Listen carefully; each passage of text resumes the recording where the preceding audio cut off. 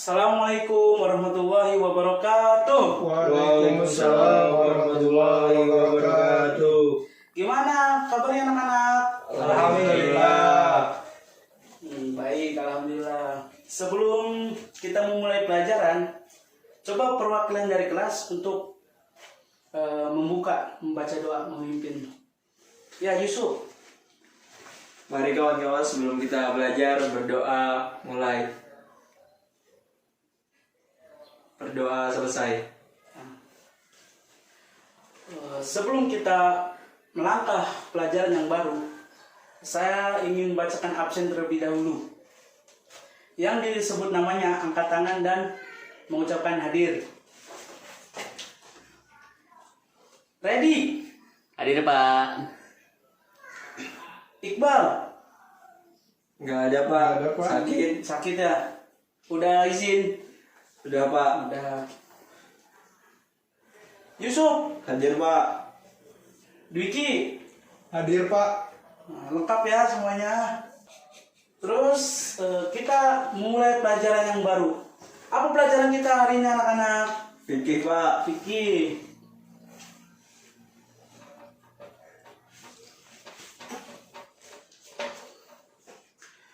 Nah, sebelum memulai pelajaran, Bapak akan mengasih tahu pada setiap bulan 10 Zulhijjah seluruh umat Islam merayakan yang namanya Idul Adha, yaitu hari raya kurban. Maka pada hari ini Bapak akan memberikan materi kepada kalian itu tentang kurban.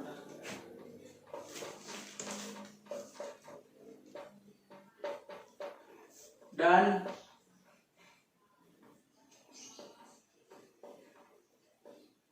akikah.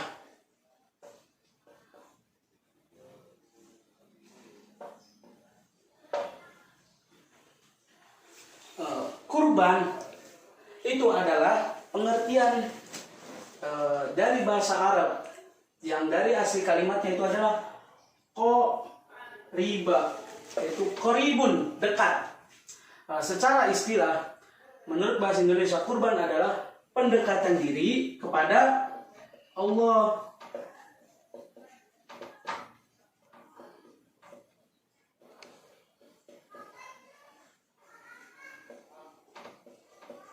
Subhanahu wa ta'ala. Dan kemudian akikah. Apa itu akikah? Akikah adalah memotong rambut anak, bayi, dan sebagian mengatakan akikah adalah memotong hewan. Jadi akikah itu setiap bayi yang ingin diberi nama itu diakikahin atau disembelih, menyembelih hewan seperti hewan ternak. Tujuannya apa? Agar diberi kesuksesan, diberi rizki yang melimpah, dan diberi kemuliaan kepada anaknya. Terus kurban juga terdapat kandungan ayat yang mengenai tentang kurban, yaitu surat Al-Isra.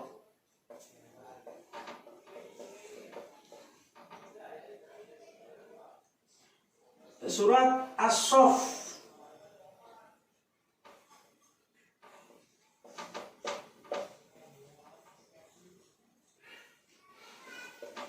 Ayat 102. Nah, dalam surat As-Saff itu diceritakan gimana asal mulanya itu terjadi hari raya Idul Adha. Diceritakanlah dalam kisah surat As-Saff ini Nabi Ibrahim dan Nabi Ismail. Nabi Ibrahim itu mempunyai istri yang bernama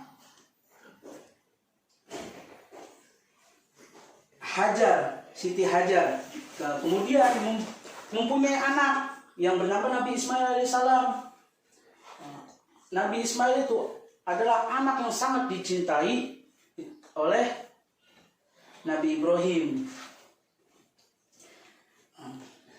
Pada suatu ketika, pada malam 8 Zulhijjah, Nabi Ibrahim mendapatkan mimpi, mendapat perintah untuk mengkorbankan atau menyembelih anaknya sendiri, yaitu Nabi Ismail alaihissalam.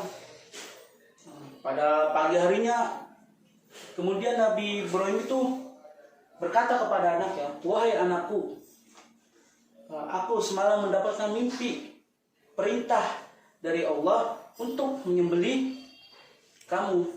Kemudian dengan tulus hati, dengan hati yang sangat lapang, Nabi Ismail itu menjawab dengan kata, "Silakan saja bapakku, asal itu perintah dari Allah."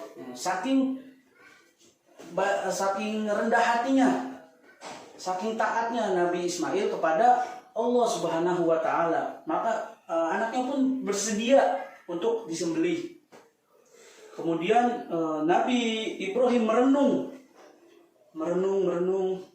Di kemudian harinya Nabi Ibrahim memberitahu kepada umat Islam, dan umat Islam memperingati pada hari itu dengan puasa yang bernama puasa Tarwiyah ataupun puasa percobaan ataupun puasa sunnah yang dirayakan oleh umat Muslim. Pada malam harinya lagi, Nabi Ismail bermimpi lagi, diperintah oleh Allah untuk menyembelih atau mengkurbankan Nabi Ismail alaihissalam.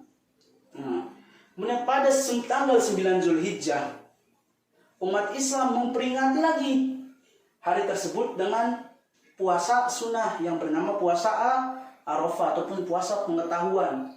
Dari situlah Nabi Ibrahim dengan kuat hati meyakini bahwa perintah itu adalah dari Allah Subhanahu wa taala.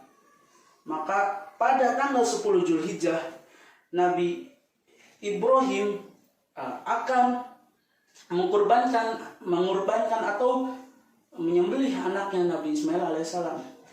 Dalam waktu perjalanan, banyak bisikan setan di situ untuk menggodanya agar tidak terjadi, agar menggagalkan penyembelihan kurban tersebut. Kurban tersebut terletak di Mina, di Mekah. Sekarang itu ada tugu di situ namanya, diberi tugu untuk mengenang. Pas saat ingin disembelih, anak itu kan sudah terbaring. Nabi Ibrahim ingin menyembelih Nabi Ismail. Pada suatu saat itu, pisaunya itu menjadi tumpul. Kemudian Nabi Ismail berkata kepada ayahnya, "Wahai ayahku, kenapa pisaunya menjadi tumpul? Apakah engkau tidak tega untuk menyembelihku?" Kemudian Nabi Ibrahim menjawab, "Tidak anakku." Kemudian Nabi Ismail berkata lagi, "Kalau engkau tega kepada aku, maka aku akan membalikkan diri." Jadi mukanya itu tidak berhadapan kepada Nabi Ibrahim tersebut, kepada ayahnya. Kemudian saat disembelih lagi, pisau itu tetap tumpul. Kemudian pada saat itulah turun ayat Al-Quran, yaitu ayat As-Saff, surat As-Saff ayat 102, yang artinya itu, sesungguhnya kamu telah membenarkan mimpi itu, sesungguhnya demikianlah kami memberi balasan kepada orang-orang yang berbuat baik. Sesungguhnya itu benar-benar suatu ujian yang nyata, dan kami tebus anak itu dengan seekor sembelihan besar. Pada saat itu Allah memerintahkan kepada Nabi Ibrahim untuk menyembelih, menggantikan anaknya dengan seekor kambing yang ada di sampingnya. Itulah kisah Nabi Ibrahim dan Nabi Ismail alaihissalam. Itu mengisahkan betapa setianya, betapa cintanya, betapa taatnya Nabi Ibrahim dan Nabi Ismail kepada Tuhannya, kepada Allah Subhanahu wa taala. Maka dari itu kita harus meneladani hal tersebut. Lanjut. Terus apa hukumnya kurban dan akikah? Hukum kurban dan akikah itu adalah sunnah. Sunnah bagi kita untuk mengerjakannya. Bagi yang mampu, dikira kita sudah mampu, sudah mempunyai kelebihan dalam hidup kita, kita disunahkan untuk berkurban dan akikah. Kurban dan akikah tersebut mempunyai syarat. Apa itu syaratnya? Itu mempunyai yang ditandai, yang telah memenuhi syarat untuk dipotong hewannya tersebut. Jadi jangan asal-asalan. Nah, ada hewan ayam misalkan dipotong, jangan. Soalnya ada syarat dan ketentuan hewannya. Seperti syaratnya yang pertama apa? Yang pertama itu harus hewan ternak. Apa aja hewan ternak? Yang besar seperti unta, sapi, kambing, dan kerbau.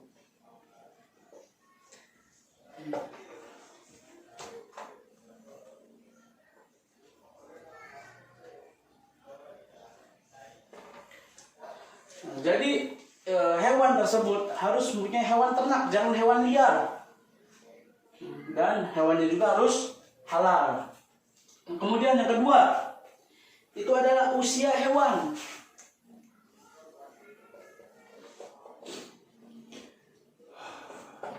Ada batasannya hewan yang akan sembelih. Nah, contohnya seperti domba. Domba itu harus melebihi 1 tahun atau sudah berganti giginya, itu baru sudah bisa untuk dikurbankan. Kemudian kambing. Kambing itu minimal umurnya 2 tahun baru itu bisa dikurbankan. Kalau masih kecil itu belum sah kurbannya. Kemudian sapi dan kerbau. Nah, sapi dan kerbau minimal berusia 2 tahun. Dan unta itu harus wajib mencapai umur 5 tahun lebih, itu baru bisa dikurbankan. Terus syarat yang terakhir adalah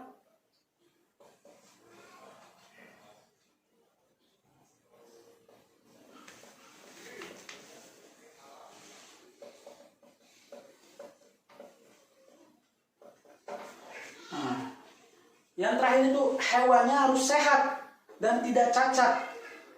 Jadi hewan tersebut harus sehat jasmani, harus sehat badannya.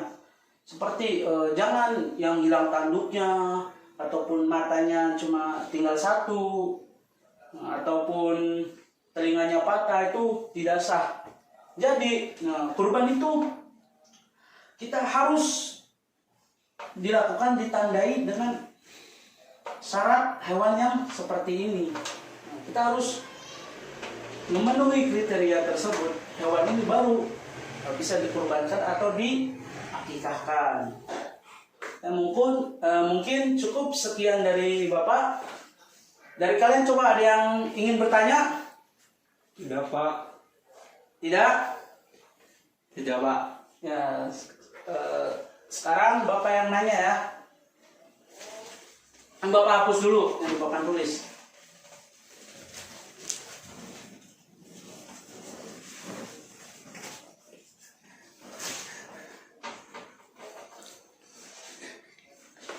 Ya, ready sekarang.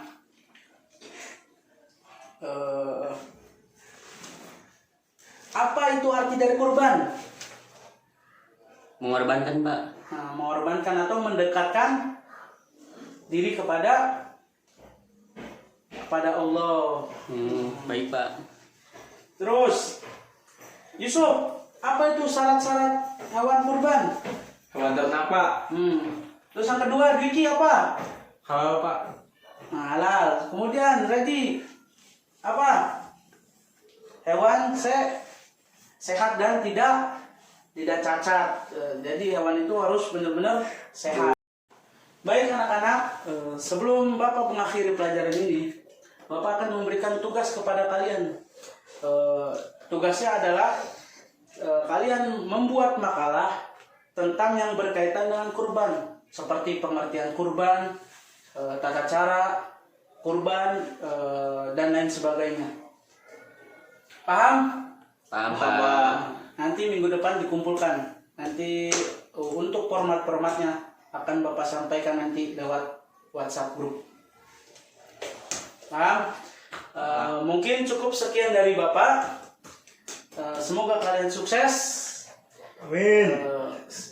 Diberi kelancaran dalam segala hal. Amin. Amin. Assalamualaikum warahmatullahi wabarakatuh. Waalaikumsalam warahmatullahi wabarakatuh. Tuh.